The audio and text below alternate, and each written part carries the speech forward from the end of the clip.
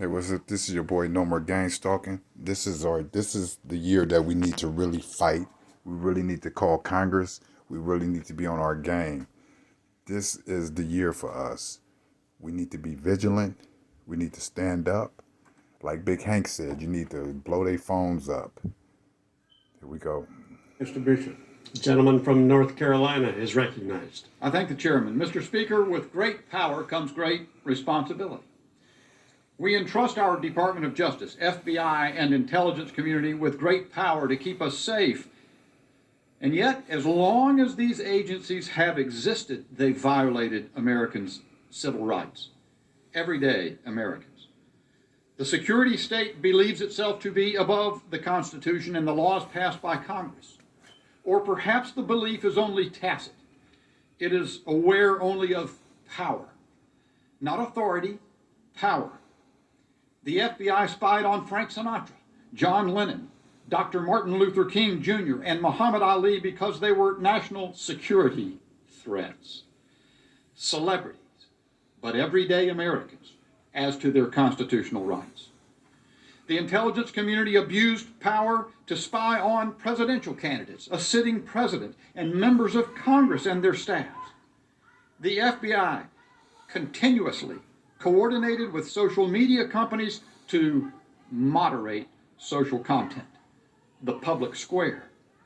So contemptuous are they and out of touch, when confronted with this just weeks ago, they said we were merely engaging with our community partners. Leading up to the 2020 election, the FBI worked hand in hand with Twitter and Facebook to silence the Hunter Biden laptop story. Concealment from everyday Americans. They've continued to censor and silence criticism of COVID policies and vaccine mandates to the harm of everyday Americans.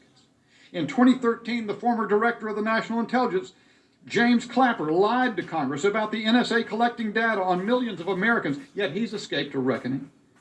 The NSA spied on groups including Human Rights Watch and Amnesty International and other NGOs. FBI contractors conducted thousands of searches on NSA databases.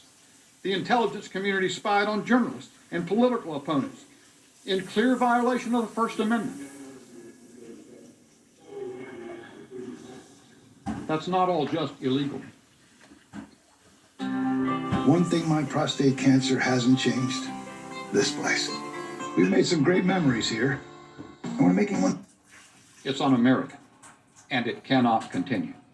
The government's massive surveillance apparatus is well documented, but there's still much more that we do not know. We owe it to the American people to reveal the rot within our federal government and cut it out so that it can no longer harm everyday Americans. Mr. Speaker, today we're putting the deep state on notice. We're coming for you on behalf of everyday Americans. I yield back. Gentleman from Oklahoma.